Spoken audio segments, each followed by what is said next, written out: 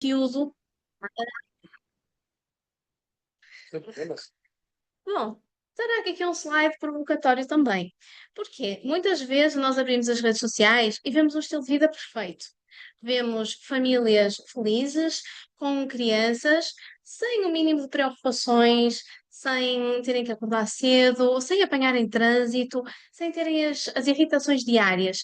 Por outro lado, temos também fotografias altamente manipuladas, com um ideal de beleza que é difundido pelas redes sociais. E quando eu digo ideal de beleza, não são só as mulheres e as adolescentes que estão presentes e cada vez têm mais esta pressão digital. Falo também dos homens. Os homens muitas vezes acabam por ser conduzidos a ter uma espécie de corpo perfeito e cada vez mais os jovens, em tenra idade, vão precisamente para os ginásios, e acabam por fazer uso de substâncias para conseguirem não só definir os seus abdominais, mas também todos os seus músculos e assim tentar enquadrar-se no padrão de beleza. Temos também muitas vezes estilo de vida altamente luxuoso, e que se desadequa da maior parte da realidade da vida das pessoas. E, portanto, acaba por haver, de certa forma, alguma frustração, muitas vezes, por abrirmos as redes sociais e vermos uma vida completamente perfeita. Trago também este caso, que é uma jornalista espanhola que foi criada totalmente com inteligência artificial. O que é curioso é que a própria é uma personagem que efetivamente não existe. Ela traz um modelo também de vida perfeita, altamente luxuoso, viaja em aviões privados, há muito a objetificação também da mulher e não só a difusão do padrão ideal de beleza. Existem aplicações que nos permitem melhorar as nossas fotografias e, portanto, por que não ficar perfeitas quando acordamos, sem olheiras, ter um aspecto incrível, hum, nas redes sociais? Mas será assim tão maravilhoso? A verdade é que existem estudos e existem vários livros publicados, nomeadamente um que eu aconselho a ler, que é a Geração Ansiosa, que fala efetivamente do problema psicológico que tem sido causado, nomeadamente em termos de isolamento dos adolescentes, confusão, muitas vezes estão à beira do abismo, a olhar para o abismo e não veem qual é o caminho a seguir. E depois trago aqui também dois exemplos que eu achei particularmente curiosos, precisamente porque cada vez mais vemos adolescentes mais novas a fazerem cirurgias estéticas. Isto é altamente preocupante. Portanto, esta questão, nós temos aqui na primeira imagem do meio, uma adolescente que fez 100 cirurgias e admite que não irá parar.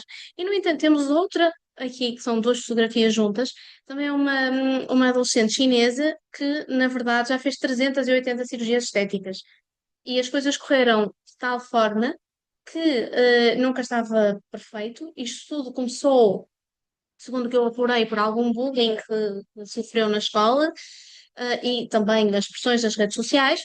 O certo é que neste momento, esta adolescente tem que dormir com os olhos abertos porque a quantidade de cirurgias estéticas que fez não lhe permite sequer fechar as pálpebras e foi danificado alguns nervos, nomeadamente faciais.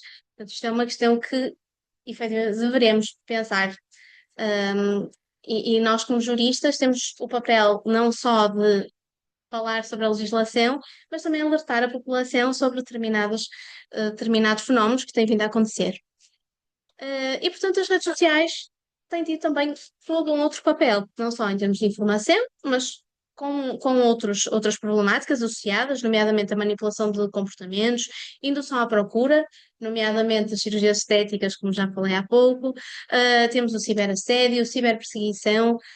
Quem nunca abriu uma rede social e viu, por exemplo, uma notícia e alguém se manifesta contra a notícia ou dá a sua opinião e a seguir chove uma enxurrada de comentários, muitas vezes incitando o ódio, e portanto todas estas questões é preciso analisá-las com cuidado e com atenção. A nível europeu, existe efetivamente uma legislação vasta sobre algumas questões que se interligam com estas matérias, nomeadamente a Carta dos Direitos Fundamentais da União Europeia, no sentido de proteger e garantir que os direitos fundamentais dos cidadãos não sejam violados. Temos também regulamentos de dados, Regulamento Geral de Proteção de Dados para terem atenção a estas questões de invasão de privacidade. Temos também resoluções para a aplicabilidade da internet às crianças, direitos e princípios da década digital. E depois, para tentar ser resumido na minha apresentação, venho falar de uma forma muito sucinta sobre o regulamento das plataformas, o regulamento dos serviços digitais, o que efetivamente no meu artigo irei explicar e ter, obviamente, um conteúdo mais hum, jurídico, se é que posso dizer isso. Este regulamento pretende então salvaguardar os direitos e interesses legítimos, dos cidadãos, nomeadamente os europeus, e, de certa forma, obriga as plataformas a tomarem determinado tipo de medidas, seja em termos de proteção dos menores, no sentido de não serem usados os seus dados pessoais, mas também não, serem vítimas de uma publicidade altamente direcionada. Os utilizadores em geral podem também sinalizar conteúdos ilegais e têm que ser informados sobre os anúncios publicitários. A nível da desinformação, pretende ter um papel ativo, ou este regulamento pretende ter um papel ativo nesta regulação, no sentido em que obriga as plataformas a tomarem medidas para eliminarem os riscos associados à divulgação de conteúdo ilegal, nomeadamente abuso de crianças, notícias falsas, assédio, discursos de ódio, e também a venda, combate à venda de produtos e serviços ilegais. Tem em vista o princípio da transparência, com regras relativas à moderação de conteúdo, proibição de padrões obscuros, no sentido de evitar que os utilizadores sejam enganados, e aplica-se este regulamento às redes sociais, às plataformas de partilha de conteúdo, mercados em linha, plataformas de viagens, e alojamento em linha. Devo referir que as plataformas de muito grande dimensão, que irei demonstrar algumas que todos conhecem, de seguida, estão sujeitas, precisamente pela quantidade de utilizadores que envolvem, mais de 45 milhões de utilizadores ativos, estão sujeitas a obrigações acrescidas e, obviamente, que se violarem os princípios do regulamento, poderão pagar coimas num valor até 6% do seu volume de negócios a nível mundial. Estas são algumas das plataformas, são 15 no total, mas estas são algumas das plataformas que são conhecidas de toda a gente. Em algum momento já trabalhamos com elas ou utilizamos diariamente. Considerações finais. Portanto, tendo referir e reforçar que as plataformas digitais ocupam um papel central na vida de milhares de pessoas, com ideais de beleza, estilos de vida luxuosos, as famílias perfeitas, como eu referi há pouco, mas, de certa forma, este uso excessivo das redes sociais tem provocado uma degradação das relações sociais e contribui para um maior isolamento e agravamento da depressão e pensamentos suicidas. E há, efetivamente, uma necessidade de proteger os jovens face a estes perigos digitais, e também cabe aqui o nosso papel de juristas alertar sobre estas questões. E, portanto, as plataformas acabam por ter também cada vez mais um papel na disseminação de desinformação, a propagação de discursos de ódio, influenciando comportamentos, padrões de consumo, estilos de vida, ideais de beleza, e manipulação dos mais vulneráveis. Nos adultos, imaginemos o impacto que isto terá nas crianças. O legislador acabou por ser sensível a todas estas problemáticas, estabelece regras, obrigações e regras de conduta para que estas plataformas de muito grande dimensão, com um papel acrescido na sociedade, possam efetivamente ser responsabilizadas pela utilização indevida de dados e também por eventuais redes ou informações de desinformação e mesmo a própria manipulação dos mais vulneráveis. Alguma das bibliotecas que utilizei e termino assim a minha apresentação. Obrigada.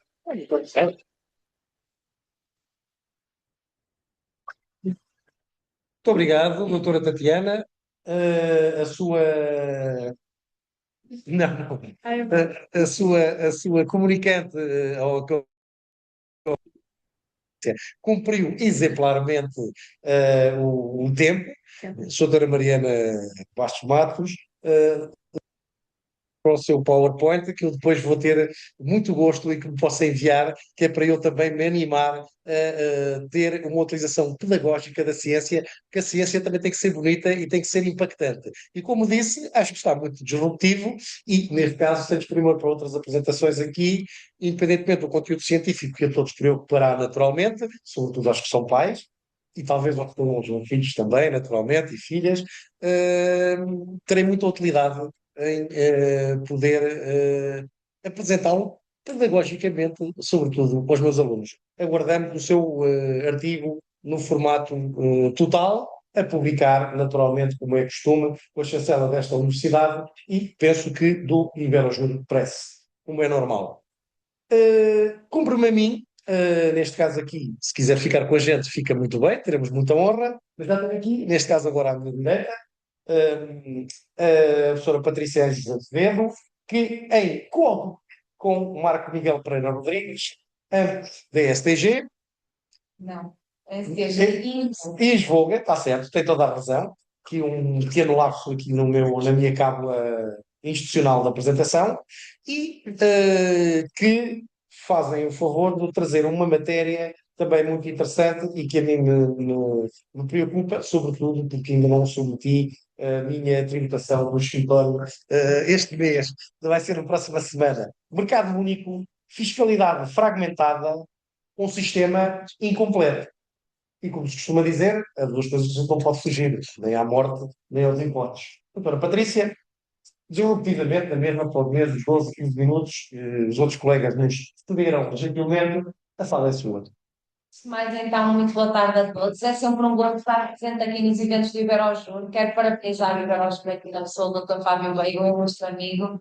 Já estamos desde o início do Iberojur. Então, o Iberojur não era o Iberojur da Faculdade de Direito do Porto. E é sempre um gosto estar aqui presente.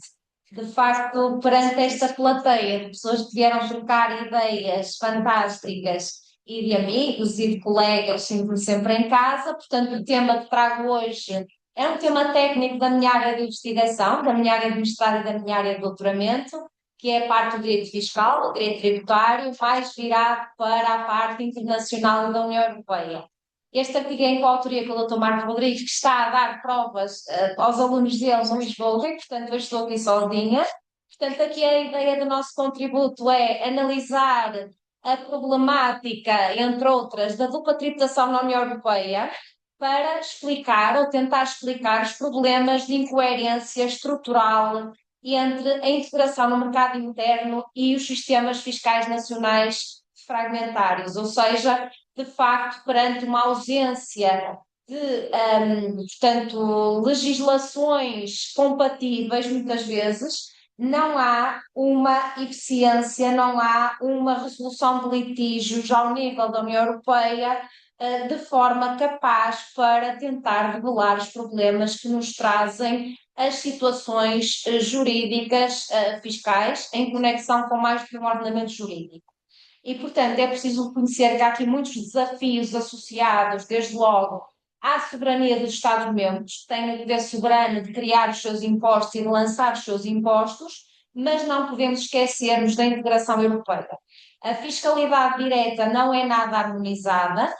O imposto mais harmonizado que temos é o imposto de valor acrescentado, e ainda assim, se fazem diretivas, e ainda assim não é um imposto totalmente harmonizado. E, portanto, principalmente ao nível do IRS, do IRC, nós não temos nenhum tipo de orientações ao nível da União Europeia, e, portanto, isto causa alguns problemas. Desde logo, porque efetivamente, em termos de fatores de conexão por efeitos de tributação, não há uma definição uniforme e há uma aplicação até sobreposta, designadamente dos critérios da residência e da fonte. Portanto, a integração europeia coloca vários problemas estruturais, vários paradoxos. O mercado interno promove aquelas liberdades europeias que todos nós conhecemos, a livre circulação de capitais, pessoas, bens, serviços. No entanto, a fiscalidade não apresenta nenhum tipo de solução uniforme, muitas vezes, para permitir esta plena integração europeia do mercado interno.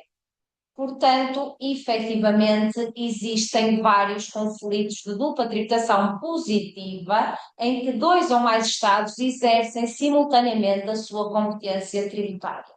Portanto, uma vez que não há uma harmonização em matéria de legislação de tributação direta, há vários conflitos de jurisdição fiscal e, de facto, os fatores de conexão que legitimam as pretensões tributárias de cada Estado não estão alinhados. Mesmo que sejam os mesmos, Mesmo que, por exemplo, um Estado utilize simultaneamente, e a maior parte dos Estados da União Europeia faz isso, o critério da residência e o critério da fonte, ainda assim não há uma definição uniforme deles e, portanto, pode haver situações de múltipla residência e pode haver também dificuldades na definição da fonte. E depois há vários conceitos de fonte. Hoje o tema não versa propriamente sobre isso, em específico, já muitas vezes trouxe esse tipo de tema mais específico. Hoje quero é chamar a atenção para o facto de a sobreposição de competências poder afetar as liberdades europeias, a neutralidade fiscal, a distorcer até decisões económicas e afetar a alocação eficiente de recursos no mercado interno. Portanto, hoje em dia, de facto, no âmbito da União Europeia, as liberdades podem ser condicionadas pela questão fiscal. Aí temos, de facto, o papel do Tribunal de Justiça da União Europeia, que já vamos falar daqui a pouco. Ainda assim, nós ainda temos aqui uma ausência de efetividade prática nas medidas que podem ser tomadas para mitigar estes problemas. Portanto, aqui o nosso sistema caracteriza-se por uma tutela incompleta dos direitos até dos contribuintes ao nível europeu, não existe uma autoridade tributária de maneira, uma instância internacional no âmbito fiscal que possa, de facto, abarcar todas as realidades e, portanto, muitas das vezes perde-se aqui alguma substância e o Tribunal de Justiça da União Europeia muitas vezes analisa casuisticamente as situações e pode haver situações em que não se consegue justiça. Portanto, basicamente, nós temos o direito, nós os contribuintes, a uma tutela jurisdicional efetiva dos nossos direitos. A própria Carta dos Direitos Fundamentais da União Europeia, no seu artigo 47, refere isto, e depois as constituições dos vários Estados também, mas de facto não há um mecanismo jurisdicional especializado e vinculativo em matéria fiscal.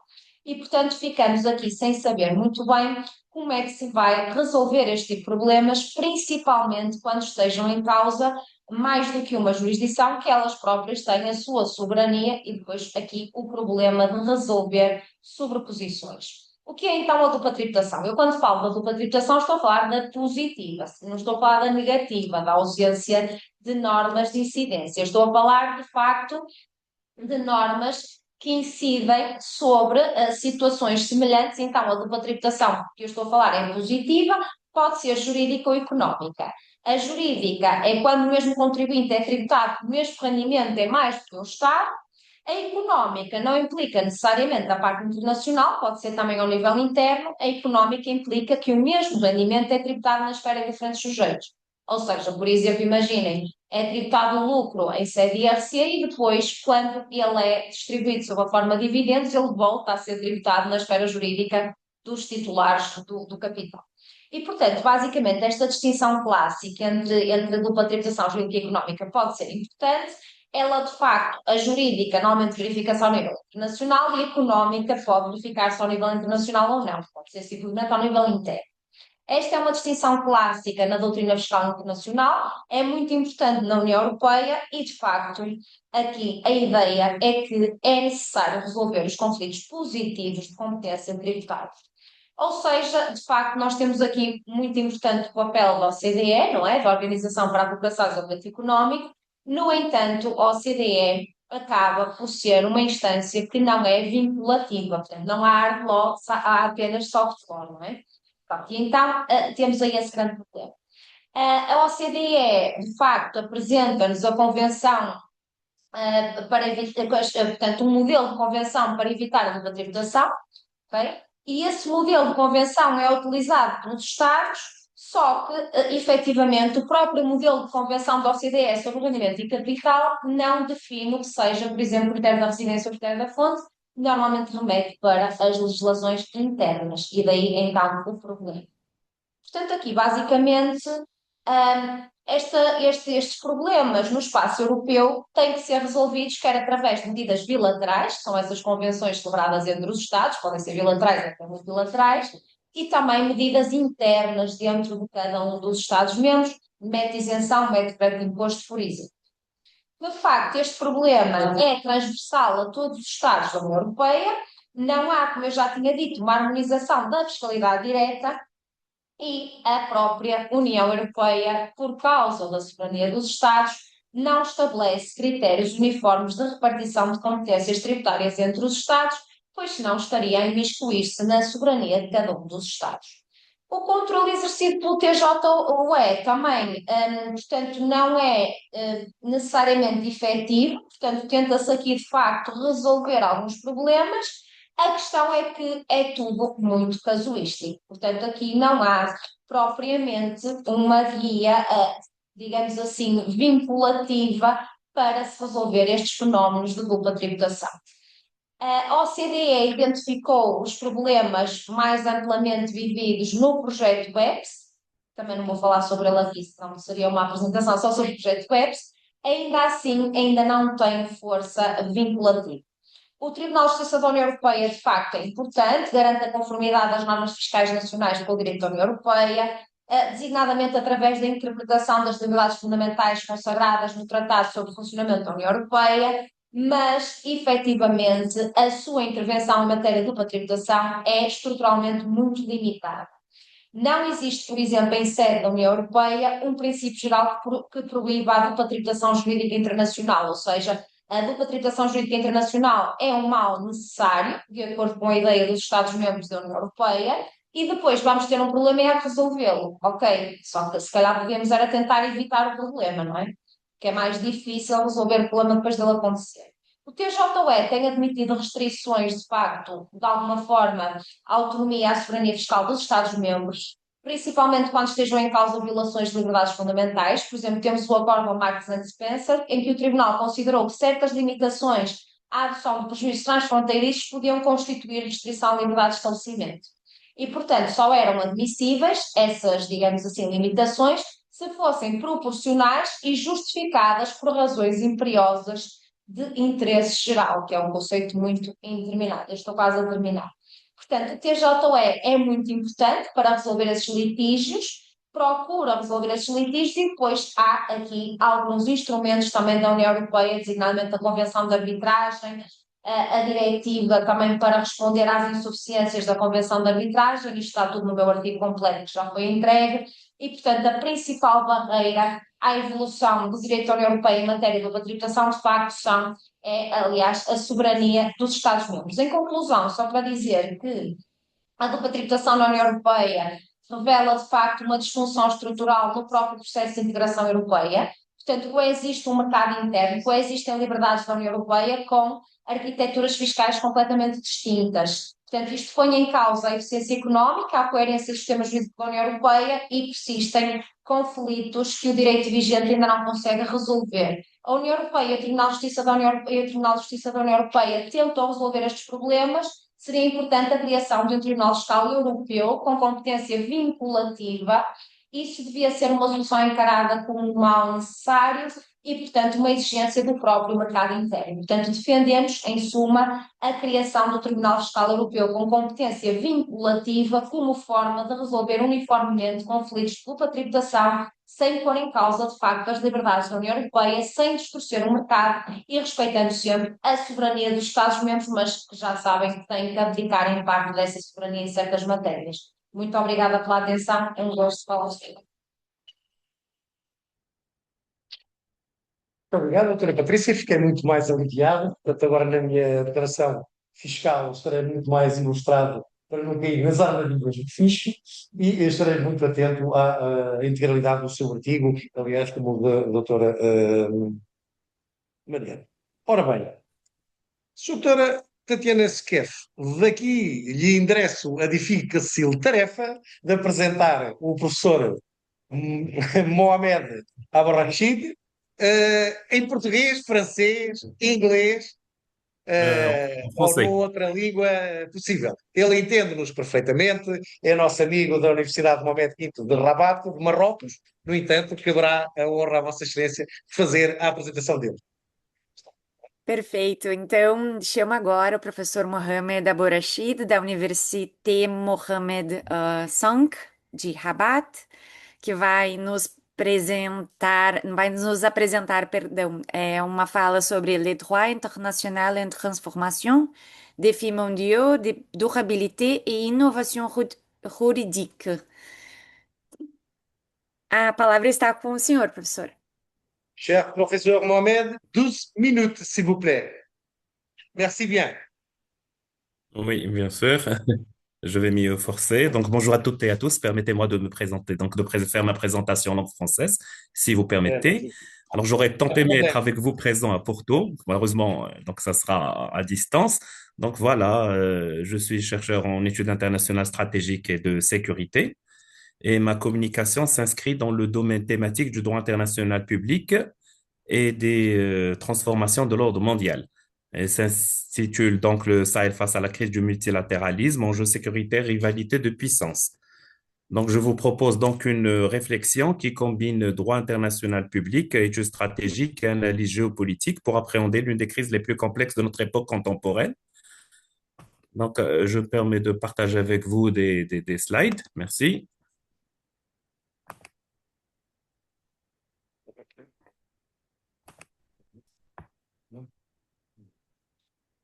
Une minute, s'il vous plaît. D'accord? Voilà, ça y C'est est. bon? Allez, on y Oui, va. oui. Oui, oui. Alors voilà, Merci mon bien. exposé, donc c'est le sujet de mon exposé. Il s'articule en deux grandes parties. La première partie examine les manifestations de la crise du multilatéralisme et dans la gestion sécuritaire sahélienne, la montée du terrorisme djihadiste, la fragilité étatique, l'instabilité politique et les limites des réponses multilatérales. Quant à la seconde partie, elle analyse la recomposition géopolitique de la région sous l'effet des rivalités de puissance. Donc, le recul des puissances occidentales, la stratégie russe avec Wagner et Afrika Korps, la montée en puissance de la Chine et de la Turquie et les implications pour le droit international. Donc, voilà, comme introduction, donc je propose des chiffres clés et la problématique centrale. Donc, voilà, la région sahélo-saharienne traverse depuis plus d'une décennie une tempête sécuritaire d'une intensité sans précédent. Donc, trois chiffres illustrent l'ampleur de cette réalité. Les attaques terroristes en 2023, selon les données de l'Armed Conflict Location and Event Data Project, plus de 3,5 millions de personnes sont déplacées à l'intérieur de la région, selon le rapport de l'UNHCR de 2023. Et quatre coups d'État militaires ont renversé des gouvernements civils en moins de 3 ans. Donc, au Mali, en Guinée, au Burkina Faso et au Niger. Donc, cette crise multidimensionnelle n'est pas seulement un phénomène régional, elle constitue un révélateur des transformations profondes de l'ordre international et notamment de l'effritement du multilatéralisme. Et cette coordination des politiques entre États selon des principes de non-discrimination et de réciprocité que l'architecture onusienne incarne depuis 1945. Et c'est autour de la problématique suivante que s'articule ma présentation. Donc, dans quelle mesure la crise contemporaine du multilatéralisme affecte-t-elle la gestion des enjeux sécuritaires au Sahel et favorise-t-elle une recomposition des rivalités de puissance dans la région? Le titre premier, donc, étant celui La crise du multilatéralisme et ses manifestations dans la gestion sécuritaire sahélienne. Donc, ça, c'est la première partie de mon analyse. Elle est consacrée, donc, où j'examinerai successivement les dynamiques sécuritaires endogènes qui structurent la crise avant d'analyser les limites des réponses multilatérales qui ont été déployées pour y faire face. Donc, ce qui nous ramène, bien sûr, à la première section, celle du terrorisme djihadiste et fragilité étatique. Donc, deux grandes nébuleuses dominent la scène sahélienne. Il y a d'une part le JNIM, la Jamaat Nusrat al-Islam wal Muslimin, affilié à Al-Qaïda. Donc, ce groupe a étendu son emprise sur le Mali, le Burkina Faso et le Niger, en contrôlant des pans entiers de territoires ruraux. Sa particularité est de développer de véritables stratégies de gouvernance alternatives. Il fournit sécurité et justice à des populations que l'État a abandonnées. Et c'est là le défi fondamental pour les mécanismes multilatéraux. Ils ont été conçus pour agir avec et à travers les États, non en substitution à leur autorité. D'autre part, l'État islamique dans le Grand Sahara, actif dans la zone dite des trois frontières entre le Mali, le Niger et le Burkina Faso depuis 2015. Et cette menace s'enracine dans des fragilités structurelles profondes. Donc, Les trois pays figurent parmi les 10 pays les moins développés au monde. Selon le PNUD, le Niger affiche un indice de développement humain de 0,394%, le Burkina Faso 0,449%, le Mali de 0,428%. Plus de 40% de leur population vit en situation de pauvreté extrême. Plus de 30 millions de personnes sont en insécurité alimentaire aiguë selon le programme alimentaire mondial. Ce contexte crée donc un cercle vicieux sécuritaire. L'absence de l'État nourrit le recrutement armé, qui nourrit les conflits intercommunautaires, qui nourrit à son tour les déplacements de population. Alors, la deuxième section, c'est le coup d'État et limite des réponses. Le Sahel est devenu le théâtre d'une vague de coups d'État militaires sans précédent dans l'histoire postcoloniale de la région. Le Mali en août 2020 une première fois, puis une seconde fois en mai 2021, la Guinée en septembre 2021, le Burkina Faso en janvier 2022 et à nouveau en septembre en 2022, puis le Niger en juillet 2023. Donc, ces ruptures constitutionnelles ne sont pas de simples accidents politiques, elles témoignent d'une crise profonde de légitimité des régimes civils perçus comme incapables de répondre aux défis sécuritaires et économiques. Paradoxalement, les juntes qui ont pris le pouvoir ont instrumentalisé une rhétorique souverainiste et panafricaniste pour légitimer un peu leur rupture avec les partenaires multilatéraux traditionnels. Donc, face à cette crise, les réponses multilatérales ont révélé leur insuffisance structurelle. Donc, trois exemples illustrent. Il y a bien sûr la MINUSMA, la mission multidimensionnelle intégrée des Nations Unies pour la stabilisation au Mali, conçue pour des conflits interétatiques ou des guerres civiles conventionnelles, et s'est révélée structurellement incapable à répondre à des insurrections djihadistes hybrides. Elle a été contrainte donc de se retirer en 2023 sous la pression de la junte malienne.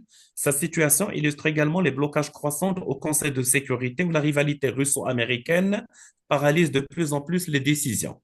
Deuxièmement, le G5 Sahel, créé en 2014, est présenté comme une réponse innovante. Cette organisation régionale ad hoc a souffert d'un financement insuffisant, d'une interopérabilité limitée entre les forces nationales et d'une fragilité politique croissante à mesure que les coups d'État s'enchaînent. Donc, sa dissolution formelle en 2023 marque l'échec d'un modèle de coopération africain soutenu par l'extérieur. Puis, troisièmement, l'opération Barkhane déployée de 2014 à 2022, donc malgré des succès tactiques réels, neutralisation des chefs terroristes, démantèlement de réseaux logistiques, et n'a pas enrayé la dégradation sécuritaire globale. Plus grave encore, elle a engendré des effets de dépendance et de déresponsabilisation qui ont alimenté les ressentiments nationalistes. Elle a finalement été contrainte au retrait dans des conditions de rupture diplomatique avec des partenaires sahéliens. Puis la deuxième partie, la crise du multilatéralisme au Sahel n'est pas seulement le produit d'insuffisance institutionnelle, elle est également le reflet et l'accélérateur d'une recomposition profonde de l'ordre géopolitique régional. Le retrait relatif des puissances occidentales a ouvert un espace stratégique que de nouveaux acteurs s'empressent d'occuper, transformant le Sahel en l'un des terrains d'expression les plus significatifs des rivalités de puissances contemporaines. La première section donc de cette deuxième partie, c'est le recul occidental et stratégie russe, donc Wagner et Afrika Korps. Le retrait de la France du Sahel constitue l'événement géopolitique le plus marquant de ces dernières années dans la région. Après plusieurs décennies de présence militaire quasi permanente, la France a été contrainte de retirer ses forces successivement du Mali en 2022, du Burkina Faso en 2023 et finalement du Niger en 2023 aussi, sous la pression des juntes militaires. Ce recul spectaculaire marque la fin d'une forme de tutelle sécuritaire héritée de la période coloniale, ce que l'on désigne sous le terme de France-Afrique, et révèle les limites d'un modèle d'engagement fondé sur des relations bilatérales asymétriques plutôt que sur un multilatéralisme véritable. La station de liesse dans plusieurs capitales sahéliennes témoigne de la profondeur du ressentiment accumulé. Les États-Unis ont également réduit leur empreinte dans la région, retirant une partie de leurs forces au Niger en 2024 après que la junte a dénoncé les accords de coopération militaire. Donc l'Union européenne se retrouve en position d'attente incertaine de son rôle futur. Donc, dans le vide stratégique ainsi créé, la Russie a développé une stratégie d'influence africaine s'appuyant sur un instrument original. Le groupe militaire Wagner, rebaptisé Afrika Korps après la mort de son fondateur, Evgeny Prigogine, en août 2023. Donc, présent au Mali depuis 2021, puis au Burkina Faso, au Niger, ce groupe donc, propose aux jeunes un modèle d'engagement attractif, sécurité immédiate, absence totale de conditionnalité politique et transfert d'armes et d'équipements. La stratégie russe s'inscrit dans une logique de perturbation de l'ordre occidental, donc plus de construction d'un ordre alternatif cohérent en exploitant également les ressources naturelles locales, donc l'or, l'uranium. Wagner et Africa Corps constituent un acteur hybride qui brouille les frontières entre sécurité privée, politique étrangère et intérêt économique. Et c'est là où réside un enjeu juridique fondamental, le flou délibérément entretenu entre la politique officielle de l'État russe et les activités de Wagner rend particulièrement difficile l'invocation de la responsabilité internationale classique qui répond des violations du droit international humanitaire commises lors d'opérations impliquant ces acteurs privés. Donc, c'est une question que le droit international n'a pas encore tranchée. Ensuite, bien sûr, il y a la Chine, la Turquie et la création de l'Alliance des États du Sahel comme étant un nouveau modèle. Donc, si la présence russe est la plus visible, d'autres puissances développent également leur influence dans la région. La Chine, dont l'engagement est principalement économique, étend progressivement sa présence à travers des investissements d'infrastructures, des programmes de formation militaire et une diplomatie active au sein des instances multilatérales. La Turquie, de son côté, combine coopération militaire, aide humanitaire et présence économique. Donc, ces ventes de drones, bien sûr au Niger, au Burkina Faso et au Mali, constituent un exemple emblématique d'une diplomatie militaire-industrielle qui lui permet de s'imposer comme partenaire sécuritaire alternatif aux puissances traditionnelles. Eh bien sûr, cette diversification des partenaires extérieurs se traduit institutionnellement par la création de l'Alliance des États du Sahel en septembre 2023, regroupement le Mali, le Burkina Faso et le Niger. Donc, ces trois États ont annoncé le retrait de la CEDEAO en janvier 2024 et cette nouvelle organisation se positionne explicitement en rupture avec les cadres multilatéraux existants, cherchant à construire une souveraineté régionale fondée sur de nouveaux principes. Donc, mais voici le paradoxe fondamental que je Vous souhaite avez souligner. 2 minutes, s'il vous plaît. Bien sûr, donc Deux voilà, je minutes. vais conclure. Donc, Merci en bien. rompant avec les mécanismes multilatéraux au nom de la souveraineté nationale, les gouvernements sahéliens n'ont pas nécessairement accru leur autonomie réelle. Ils ont souvent substitué une forme de tutelle à une autre. Donc, la rhétorique souverainiste risque de masquer une réalité hétéronomie renforcée. Donc voilà, l'implication par le droit international public. Donc voilà ce qu'il y a. Donc un peu le droit international humanitaire et les droits de l'homme, des violations systématiques par groupes terroristes, des forces gouvernementales, dont Wagner. Donc des qualifications juridiques disputées, impunité structurelle par réduction des observateurs nationaux. Il y a aussi la responsabilité des acteurs privés, donc des sociétés militaires privées comme instrument de politique étrangère. Donc la responsabilité des États reste floue bien sûr, et c'est un précédent qui est extrêmement dangereux pour le droit international classique. Et bien sûr, comme troisième point, la souveraineté et légitimité. Tension entre affirmation souverainiste des juntes et dépendance structurelle réelle. Si vous donc voilà, donc maintenant vers un renouveau du multilatéralisme, piste et perspective. Donc, propose donc une réforme onusienne, représentation africaine équitable au Conseil de sécurité, mandat adapté aux conflits asymétriques non étatiques, l'architecture africaine autonome, donc approche globale de la sécurité en Afrique et le multilatéralisme inclusif entre les puissances. Donc, intégrer la Russie, la Chine, la Turquie, les Émirats arabes unis, pourquoi pas le Maroc, notamment le Portugal, dans le cadre de l'initiative Défense 5+5, regroupant les 5 pays de la rive méditerranéenne nord et la rive méditerranéenne sud.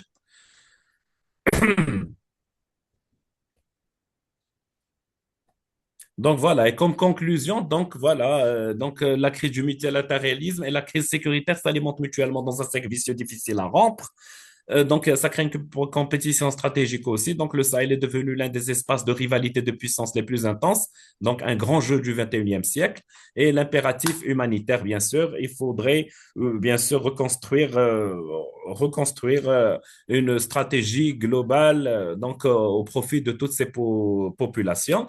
Donc, je voudrais conclure pour dire que les institutions internationales ne sont pas des fins en soi, mais des moyens au service d'objectifs fondamentaux, donc la paix, la sécurité, le développement et la dignité. Merci beaucoup. J'espère que j'ai été dans les temps. Oui, merci bien, professeur, cher professeur Mohamed. Je pense que les problèmes de droit international, d'innovation juridique seront les bottes juridiques. Pour les avocats et pour les juges, ils seront un problème de futur de la université des futurs juridiques. Merci bien pour votre réflexion et pour votre illustre présence. Merci beaucoup, E Samantha. agora, em português de Portugal, vamos retomar a nossa dinâmica para chamar do back-office o nosso doutor Tala Bela Siri. Taha Bela Siri, neste caso, é um colega também da Universidade de Mohamed V, University of Rabat, em Marrocos, e neste caso aqui estará a gerir também a nossa sala virtual, para quem eu agradeço já penhoradamente esta ajuda toda durante este congresso. Taha Belassiri, doutor, a sala é sua, neste caso para 12 minutos. Obrigado, professor João. Terminar em tempo, agradeço que possa ser o mais rápido possível e falar-nos sobre Maritime Security, a Blue Economy Marrocos, Portugal et Brasil, un stratégique Axis, un Atlantique Espace. Obrigado. Não sei se a Claro, minha vou tradução ser mais francesa rápido, foi não adequada, preocupes. mas espero que toda a gente tenha entendido. E agora a sala é sua para 12 minutos. Doutor Tarra, seja bem-vindo. Primeiro, eu agradeço muito o Iberojur pela essa oportunidade. Eu devo dizer que o Iberojur tem demonstrado um compromisso notável com a promoção da investigação científica e da excelência acadêmica, constituindo-se como um importante espaço de diálogo, cooperação e produção de conhecimento. E a sua contribuição para o fortalecimento das redes acadêmicas e para a difusão de pesquisas de qualidade merece especial apreço e reconhecimento. Obrigado. A minha comunicação é sobre a segurança marítima e a economia azul. E vai ser em inglês. Let me ask you first a simple question. What do Morocco, Portugal, and Brazil have in common? At first glance, they belong to different continents, different political environments, and different regional priorities. Yet, all the three countries are connected by one strategic reality, which is the Atlantic Ocean. And today, the Atlantic is no longer just a body of water linking shores. It has become a space where trade, security, energy, technology, and geopolitical influences converge. The prosperity of our economies, increasingly depends on secure maritime routes, resilient ports, protected submarine cables, and stable ocean governance. But the problem here is that the more important the Atlantic becomes, the more vulnerable it becomes. Illicit trafficking, illegal fishing, cyber threats, and growing geopolitical competition remind us that no country can secure this vast space alone. This is why cooperation between Morocco, Portugal, and Brazil matters. To address the relationship between maritime security and the blue economy, which are, by the way, two sides of the same coin, let me begin with a simple question. Can a port attract investment if ships fear illicit trafficking and piracy? Can offshore energy projects thrive if maritime infrastructure is vulnerable to attacks? Can the blue economy flourish in an insecure maritime environment? The answer, of course, is no. This question leads us directly to the heart of today's discussion: the relationship between maritime security and the blue economy. Too often, these two concepts are studied separately, Maritime security is generally viewed through military or legal lens, while the blue economy is discussed in terms of growth, investment, and development. Yet, in reality, they are inseparable. They are, in many respects, two sides of the same coin.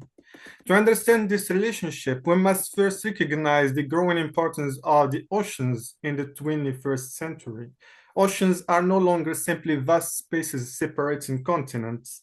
They have become strategic platforms where economic interests, environmental concerns, and geopolitical ambitions intersect. Every day, thousands of vessels transport goods across maritime routes. Ports connect national economies to global markets. Offshore platforms extract energy resources. Fisheries support millions of livelihoods. Coastal tourism generates substantial revenues. In short, much of the world's prosperity depends on what happens at the sea. But here lies a fundamental paradox. The more valuable maritime spaces become, the more vulnerable they are to threats. As we said, illegal trafficking, maritime terrorism, illegal fishing, and increasingly cyber attacks against port and shipping systems all have the potential to disrupt economic activity.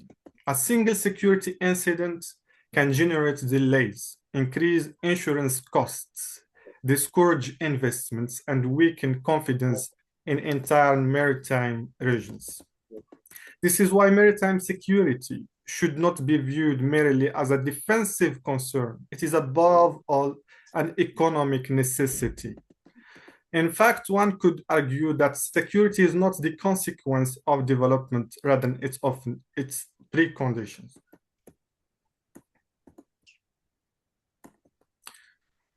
This is where institutions become essential. States, coast guards, naval forces, port authorities, regional organizations, and international institutions such as the International Maritime Organization all contribute to maritime security governance. Their collective action transforms legal principles into operational realities. Before to address the importance of the strategic nexus between Morocco, Portugal, and Brazil, let me see that, imagine for a moment that, for example, tomorrow, a major disruption affects a strategic maritime route in the Atlantic. Well, ships are delayed, ports slow down, digital communications become unstable because submarine cables are compromised, energy supplies are interrupted. Well, at the first glance, this may appear to be isolated incidents, yet their consequences would quickly to be felt far beyond the ocean itself by businesses, governments, investors, and citizens. This simple scenario reminds us of a fundamental truth. The sea is no longer merely a space between nations. It is the infrastructure that connects them. And like any critical infrastructure, it must be protected. It is from this perspective that we can understand why maritime security has become a central issue for Morocco, as well as Portugal and Brazil, and why it may represent the strongest foundation for a future Atlantic strategic partnership. At the first sight, these three countries belong to different worlds, different continents. Morocco is often viewed through its African and Mediterranean dimension. Portugal is deeply integrated into the European and Euro-Atlantic framework. Brazil is naturally oriented towards South America and South Atlantic. If we focus only on geography and or institutional affiliations, we see differences. But if we look at the Atlantic itself, we begin to see something else, a community of interests. All three countries depend increasingly on maritime spaces for their economic development, international connectivity, and strategic influence. And their ports connect continents. Their communications depends on submarine cables. Their economics rely on maritime trade. Their future growth is increasingly linked to the opportunities offered by the oceans.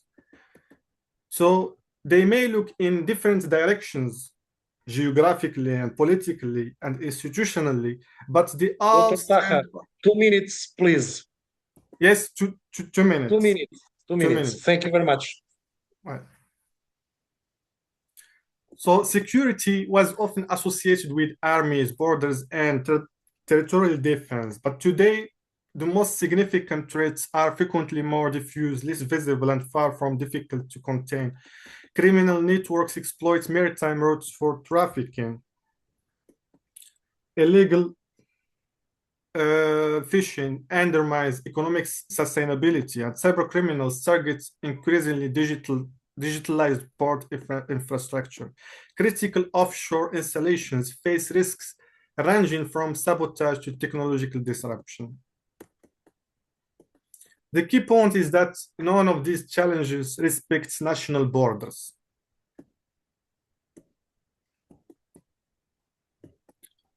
So when critical infrastructure is protected, prosperity becomes more secure for all.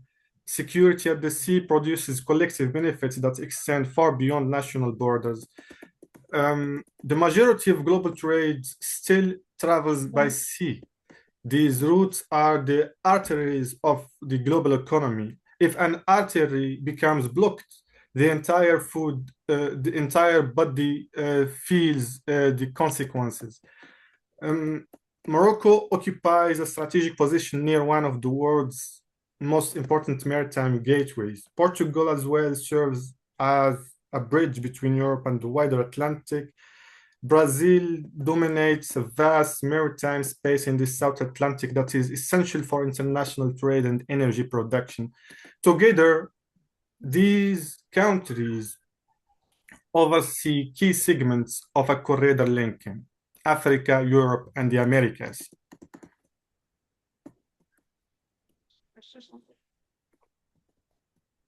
Thank you very much, Dr. Taha, for your revision and for your debate. We are hoping for the full article on our book in the normal schedule. Thank you very much, and I hope you can be My in great Portugal pleasure. again soon. Thank you Prazer. very much. Prazer, grande prazer. Obrigado. Doutora Tatiana. Por fim, então, chegamos à apresentação de Thelma Reis Martins, da Universidade Católica Portuguesa, que vai nos brindar com uma fala sobre a prova diabólica da subordinação algorítmica dos trabalhos das plataformas digitais, a articulação entre o artigo 12A do Código de Trabalho e a Diretiva Europeia 2024-2831. Doutora Thelma, a palavra está contigo. Eu estou só. Estamos a introduzir aqui o pendrive. Muitíssimo obrigado, doutora Tatiana. Devo-lhe dizer a esta distância que todas as candidatas e estimadas colegas ficaram extremamente ciumentas com Vossa Excelência, porque quando eu a chamo Tatiana, toda a gente diz o seu próprio nome. E diz, não, sou a Thelma. Não, mas eu estou a falar com a minha colega, ainda não com a apresentadora do artigo. Portanto, tem gerado aqui no auditório uma sinergia muito positiva. Portanto, espero que da próxima vez possa estar presente que obrigado pela sua apresentação e aproveito já para convidar para próximas edições, onde sei que será também uma fantástica autora, como magnífica co-coordenadora de mesa foi neste seminário. Doutora Thelma Reis Martins e, the last but not least, a sala é sua. para 12 minutos, senão o doutor Camilo Ferraresi nunca mais fala comigo, vai ser o próximo coordenador de mesa, e nós estamos no quarto de hora académico que todos os professores de Coimbra têm para começar a sua aula e, eventualmente, para chegar às suas comunicações. Estão-me aqui a dizer, e muito bem, que não estamos em Coimbra, mas como é de lá que eu venho, trago também a tradição juntamente comigo. Doutora Telma, acho que Tá. o seu PowerPoint está mais alto do que eu pensava, mas está perfeito, está perfeito. Assim vê Portanto, toda a gente. a sala é sua para concluirmos com chave de ouro esta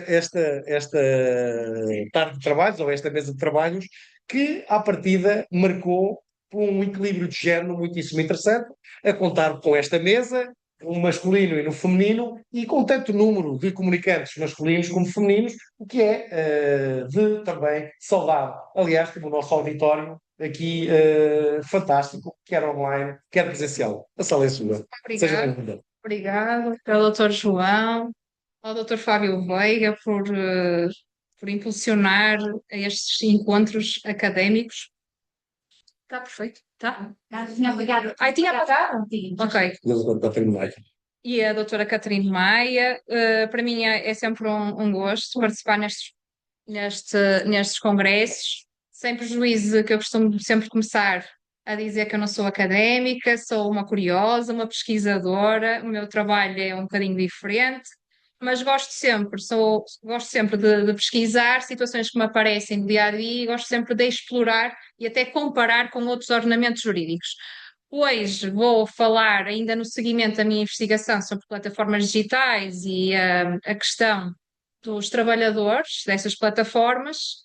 Isto segue a minha investigação e segue o Congresso, a minha participação no Congresso da Hashtag, do Future Law, no passado mês de abril.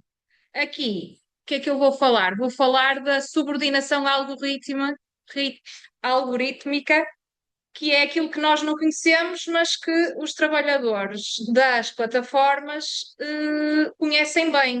Quando a plataforma, que eles não sabem explicar muito bem,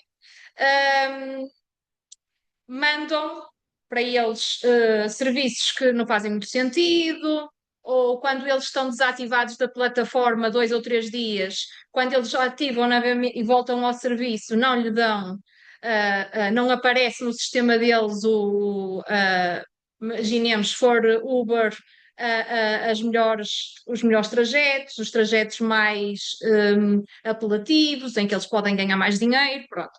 E basicamente,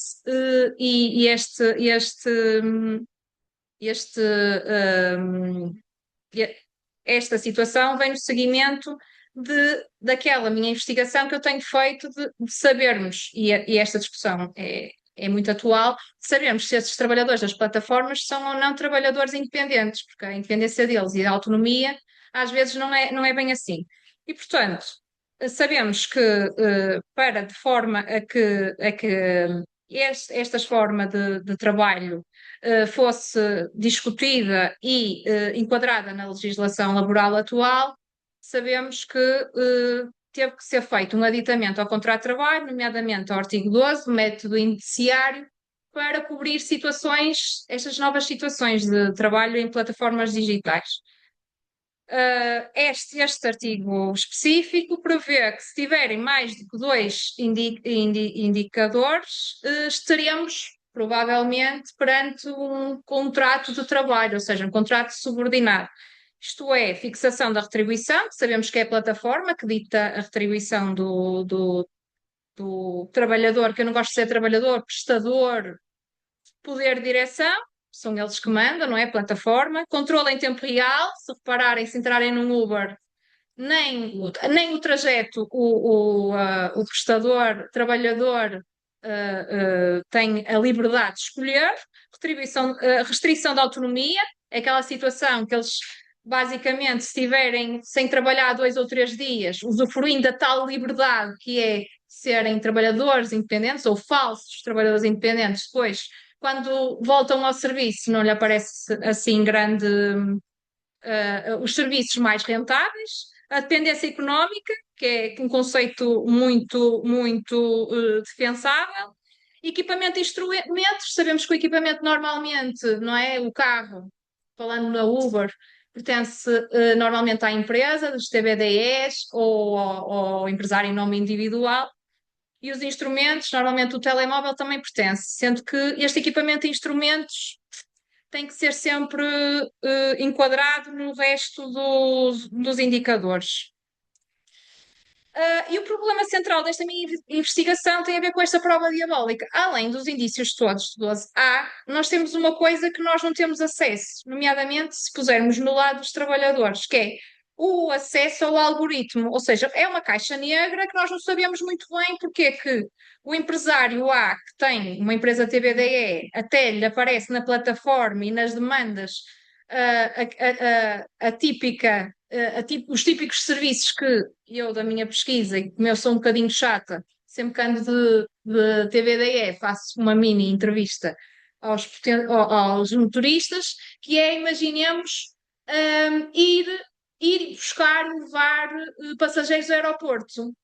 É uma viagem fácil e acho que é rentável. E, portanto, o que eles dizem é que normalmente esse tipo de viagens mais apelativas, e estou a dar um exemplo de uma, se o colaborador estiver sem trabalhar 2 ou 3 dias, primeiro que lhe apareça novamente jornadas e serviços rentáveis demora algum tempo.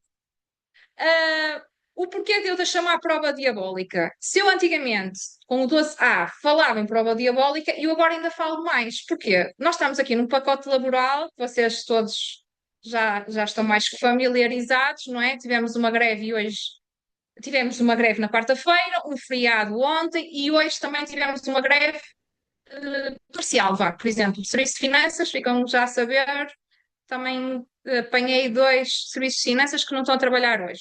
E, portanto, no que toca ao pacote laboral e no que toca à questão dos trabalhadores de plataformas digitais, isto ainda vai ficar pior e mais difícil. Porquê?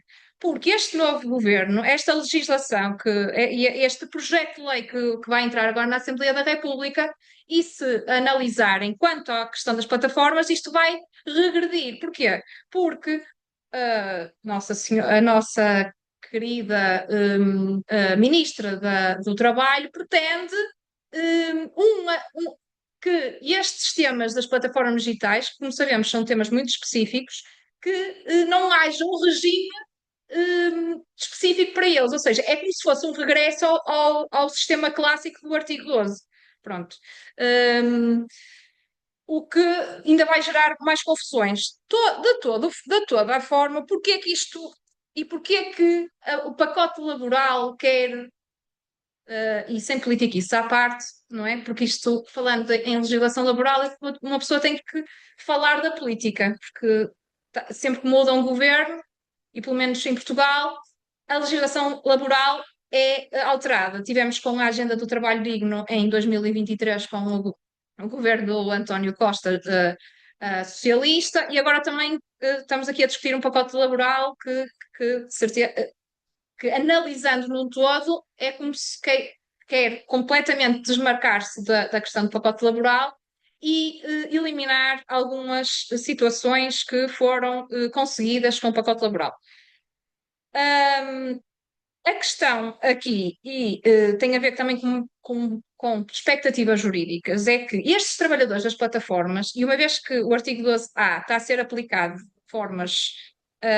de uma forma bastante abrangente na jurisprudência europeia, é que tem aqui algumas decisões, as últimas, em que em algumas situações foi reconhecido vínculo laboral entre esses trabalhadores e as plataformas. Temos aqui o Tribunal da Relação de Évora, que é sempre quando queremos encontrar coisas diferentes, vamos ao Tribunal da Relação de Évora, que lá são muito ricos em fazer jurisprudência que dá para discutir, para os académicos discutirem. Sendo que esta situação do vínculo não laboral dos trabalhadores das plataformas já tem sido discutida desde 2019, que foi quando eu comecei a investigar sobre o tema, com a primeira decisão que foi no Reino Unido. Pronto, portanto, nós temos aqui, nós também, também vieram para os tribunais situações para discutirmos a questão ou não da laboralidade. 2 minutos? Bom. Ahm, pronto. Basicamente, o que é que eu vim aqui dizer? Vim a dizer que a diretiva da União Europeia prevê a questão de ser tudo o que seja feito na caixa negra ser explicável, seja mensurável, para ao menos os trabalhadores ou quem funciona com as plataformas digitais possam perceber o que é que lhes regula.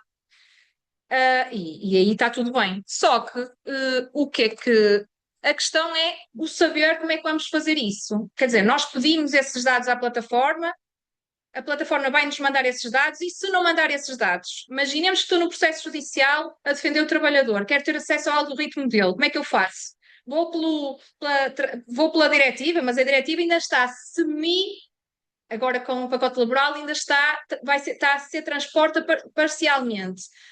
E a minha solução para isso, uma vez que ainda não temos diretiva, é pedir pelos fundamentos gerais do Código de Processo Civil, que é o dever de cooperação das partes para a descoberta da verdade, é dizer ao Sr. Juiz: eu preciso disto e, portanto, o dever de cooperação das partes mande notificar a plataforma para vir trazer essas informações, ou então também, e depois, simultaneamente, como a plataforma não, imaginemos, não deu essas informações, inverter o ónus da prova, que isso também fazemos muito em direito laboral. Só para terminar, temos aqui uma situação que que eu contrapus o modelo chinês com o modelo europeu, que é o modelo chinês, enquanto já assumiu em sindicatos para defender este tipo de trabalhadores, a União Europeia, como sabemos, inclusivamente em Portugal, nós temos uma fraca densidade sindical, ou seja, o que faz com que cada trabalhador individualmente tenha que lutar pelos seus direitos ou ver reconhecido o seu vínculo laboral. Portanto, é uma questão também da nossa tradição, não é? Temos menos de 1 milhão de trabalhadores sindicalizados, e, portanto, se calhar deveríamos tirar algumas notas sobre o que é que está a acontecer na Ásia. Eu espero que tenham percebido e pronto, e pelo menos estejam estão atentos a esta questão das plataformas digitais e normalmente atentos e também atentos ao direito destes trabalhadores que muitas vezes são esquecidos porque e são pessoas, não é? E é preciso também vermos isso. Muito obrigado. Muito obrigado, doutora Terna Reis Martins. Talvez utilize a sua apresentação para fazer uma reclamação da companhia aérea que nos trouxe 5 horas de atraso para Portugal desde Bruxelas. Vou ver o que é que o Sr. Fábio Veiga pede pessoalmente nessa particular e talvez pedir-vos já algum conselho assim. Muitíssimo obrigado a todos e a todas. Doutora Tatiana, neste caso aqui é curial ter os minutos que entender para fechar esta nossa magnífica tarde de trabalho antes de entregar a sala ao doutor Camilo, que já ali está ansiosamente a rezar para que nós terminemos, e agradecer-lhe penhoradamente esta excelência de parceria que espero renovar, quem sabe, no Brasil, ou em Coimbra, ou em Salamanca, quando quiser. Seja bem-vinda, a sala é sua para fechar os trabalhos. Perfeito, professor João Xavier. Eu lhe digo mesmo que as portas aqui da Universidade Federal do Rio Grande do Sul estão igualmente abertas para colaborações e para sua presença quando entender pertinente e seja possível. Bom, gostaria de dizer que os trabalhos na tarde de hoje foram riquíssimos. Abordaram diversas questões importantes, sobretudo uma parte sobre o direito europeu. Me chamou bastante atenção a questão, por exemplo, da necessidade de haver um órgão específico para tratar questões fiscais. Acho que é um tema de fato bastante importante, sobretudo considerando os anseios de uma integração econômica no porte, por exemplo, que temos o plano europeu, assim como também essa ideia de subordinação algorítmica trazida agora pela doutora Thelma, também extremamente importante e relevante para os estudos de direito comunitário. Mas mais do que isso, outras exposições também foram de suma relevância. a exemplo das questões envolvendo as redes sociais e de que maneira que as redes sociais têm trazido novas perspectivas jurídicas e reflexões que devemos ter sobre os limites do uso digital e de que maneira que o direito não tem respondido aos problemas postos por essa digitalização da vida social ou da on-life, como também se trabalha. Mas mais do que isso, também gostaria de salientar os dois trabalhos mais focados em direito internacional público dos colegas do Marrocos, né? Primeiro, essa questão envolvendo a segurança marítima é muito importante, interessante, sobretudo porque nós temos experienciado grande problema envolvendo essa segurança e que gera também um crescente aumento, por exemplo, em questões securitárias, de termos também no sentido de garantir que essas trocas de mercadorias por meio do uso do transporte marítimo não fiquem caras por causa desses seguros que estão cada vez mais elevados em virtude da não segurança que nós temos nesse transporte em algumas regiões que se deslocam do chifre da África, vindo agora para também a questão transatlântica, mas também o problema envolvendo o Subsaara, né, e toda essa questão trazida pelo professor Mohamed em relação à Aliança dos Estados do Saara, que também é interessante justamente para evidenciar essa tentativa, talvez, do Sul global, uma iniciativa africana de se contrapor, talvez, com esses anseios do Norte global, multilaterais, que por vezes não prestam a devida atenção aos problemas pontuais de nações como aquelas situadas no norte da África e que mereceriam mais atenção, mas que por vezes fogem da preocupação da agenda geopolítica das grandes nações. Então, feito esse destaque, gostaria de parabenizar a todas e todos os doutores autores e doutoras autoras. Uma tarde muito profícua, ao lado de queridos colegas do Iberojur, professor João, professor Fábio, que também estava aqui, não sei se ainda está, mas digo que foi um imenso prazer e espero estar com vocês numa próxima oportunidade, fortalecendo essa parceria. Obrigada a todos e todas. Doutora Tati, a casa está sempre aberta, será sempre bem-vinda, a casa também é sua, como sabe. Então, agradecer a todos e a todas esta presença e renovar a recomendação de que os trabalhos para publicação neste Congresso aguardam até aos próximos 30 dias para serem entregues à Comissão do Iberojur, para depois darem à estampa num livro digital com ISBN europeu. A todos e a todas, o meu agradecimento pela excelência deste painel e ainda mais agradecer a sexiness destes títulos, que, por exemplo, no caso da doutora Telma, falam da prova diabólica. Não está a ler estes artigos, portanto sugiro que apimentem as vossas investigações e as enviem até ao final do mês o mais rápido possível. Sem mais, uma salva de palmas para todos e para todas.